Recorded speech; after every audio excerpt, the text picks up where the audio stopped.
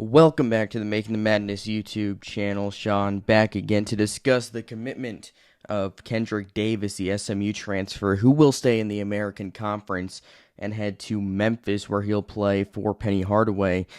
Kendric Davis had an unreal season for SMU. He averaged 19 a game. He was American Conference Player of the Year, and he really kept SMU in the mix when it comes to making the NCAA tournament. Obviously, they fell short for another season, which ended up being Tim Jankovich's last season. He retired following the season. But when you look at what Kendric Davis did, 19, 4 and 4, 37% from 3. Turnover rate was not very high at all, and a little bit up compared to what it was the year before. And his assists were down almost 3 assists, but the team wasn't as talented as it was the year prior. It was 7.6 assists down to 4.4, and 6.7 the year before that. I think he's more of a 5, 6, 7 assist guy than he is a 4 assist guy. I think it just came down to SMU wasn't as good talent-wise this season. They didn't have Tyson Jolly. They didn't have the same kind of scores, and they only played 17 games the year before due to COVID. So part of that could be part of it. They would almost play double the amount of games this year they played that year. But when you look at it, Kendric Davis will have a lot more help on Memphis than he did at any point with SMU. And Penny Hardaway, there's not a better coach to learn from how to be an NBA level point guard than Penny Hardaway, because he did it for a long time. He was great. And it doesn't come down to his coaching so far. I don't think Penny Hardaway's a bad coach. I think he's a very solid coach. Just some of his years haven't gone as planned, like James Wiseman. He decided to leave the team. I don't think anybody could have counted on that happening. The next year, it was just a disappointing year overall. But this year, I think we saw that Penny Hardaway figured it out. Midway through the year, they're 9-8. They lost to Tulane. They lost to Georgia. They lost to some teams they should never lose to. But they figured it out, and Penny Hardaway deserves a ton of credit for getting that team back on track, and they ended up making the NCAA tournament, very nearly beating the number 1 overall seeded Gonzaga. So now they head in not as high of expectations because you don't have Jalen Duren, you don't have Amani Bates, and right now the roster is not very deep when it comes to the number of scholarship players on the roster, because when you look at it, Duren's going to go pro.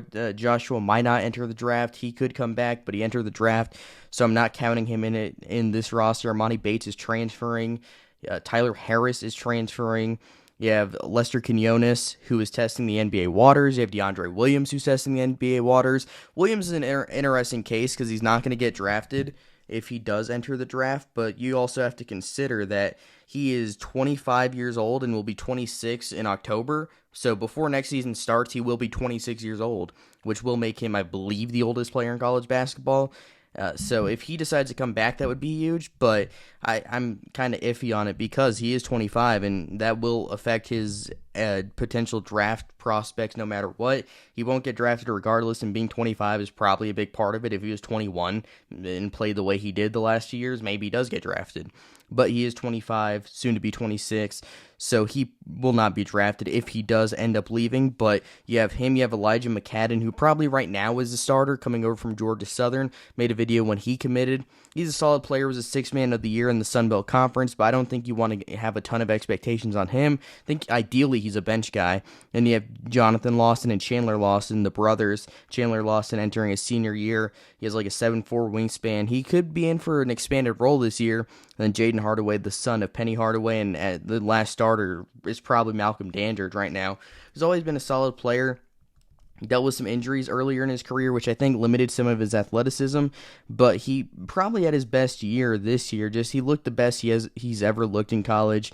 He looked athletic. He looked strong. He played the least amount of minutes he's ever played, but I would say a big byproduct of that was having Jalen Duren, who's going to be a top 10 draft pick, being there, and now Jalen Duren's not there. And there's not a single freshman commit in the class of 2022 right now for Memphis, and that was kind of a similar case. Minot and John Camden, who also transferred, were at one point the only commits in the class for Memphis last year, and then Amani Bates and Jalen Duren committed in May, I believe. So they committed kind of late. So you never know what could happen. They both reclassified. Maybe they can get someone to reclassify and commit in the 2023 to 2022 class. But right now, the way I see it, they only have 8 scholarship players. If both of their guys testing the NBA draft waters return, could be 6 guys. But they get something with Kendric Davis that they have not had during Penny Hardaway's tenure as a head coach in college basketball, an elite point guard. It's just blasphemy to me that somehow Kendric Davis was not on the Bob Cousy Final 5, or I don't think he's on the Final 10 list either. He might have been, but he definitely wasn't on the Final 5 list, and that's crazy to me because there was one point guard in the country that I would have taken over Kendric Davis last year, and that was Colin Gillespie, who took his team to the Final 4. That is the only point guard I would have even debated taking over Kendric Davis, because I'll just give an example of how important Kendric Davis was to SMU, given the team wasn't that good. They didn't make the tournament, but here's a reason why they didn't make the NCAA tournament, because he missed a game against Temple on February 16th. He had an injury. They lost to Temple. They lost by 7 at home to Temple. A not very good Temple team who was without Damian Dunn and Jeremiah Williams. So they were dealing with injuries of their own, but Kendric Davis had that kind of impact. They beat Memphis the exact game after that when Kendric Davis came back by 16. So when you have Kendric Davis, you become a very good team, and SMU saw without him, they were a really bad team. And I think we could see a similar thing. Obviously, Memphis has some more moves to make in order to be an NCAA tournament. I think they're an NCAA tournament level team right now for sure, but can they be a top 5 seed? Can you add a few more guys? If Quinones comes back, you're getting a reliable 3-and-D guy who could take a bit of a step up without Nolly and some of the other guys in the mix. Can you get DeAndre Williams back, who they've ran a lot of offense through, but now they don't have to, because you have Kendric Davis who will run all of your offense, but DeAndre Williams is such a versatile piece on the defensive end, and he's a good offensive player. He's just a big-time player for Memphis and has been their best player over the last 2 years. So if you can get him back, that would be massive. And then you just have to hope, hey, can Jonathan Lawson, a guy that just redshirted, a former top 100 recruit, develop a little bit? What can we get out of Elijah McCadden? And, of course, they're going to add more pieces from the transfer portal. That seems like a given based on how many players they have on the roster. And the question has never been, can they get the talent in? They'll find a way to get the talent in. There's no question about that, because Penny Hardaway and his staff do a great job recruiting. Just comes down to, will they be able to put it together on the court? And I think having a guy like Kendric Davis instead of, an okay point guard in Alex Lomax, but a guy, you're never winning a national championship with a guy that's averaging 6 points per game and 4 assists per game at the point guard position. You can win a national championship with a guy that has 19 points per game and 5 assists at the point guard position like Kendric Davis. The rest of the roster isn't national title caliber yet, but overall, when you have that kind of point guard, I'll bet on that team 10 times out of 10, because point guard play wins championships. We saw that with Kansas. They don't win that championship without Remy Martin, because he came up clutch in that second half. And North Carolina does not get anywhere near where they were without Caleb Love and R.J. Davis, a very good point guard duo. So that just goes to show how big of an addition that Kendric Davis will be. And they got him over a number of really good schools like Houston, Texas Tech, Gonzaga was in the mix earlier, Kansas. And I really think the biggest reason could be because of how good of a coach Penny Hardaway has proven to be.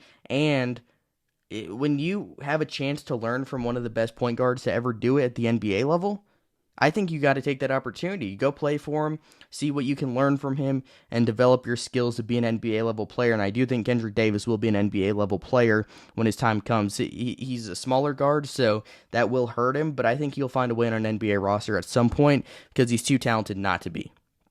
So like and subscribe if you enjoyed that video breaking down the Memphis Tigers landing the commitment of last year's American Conference Player of the Year, Kendric Davis. And until next time, have a good one.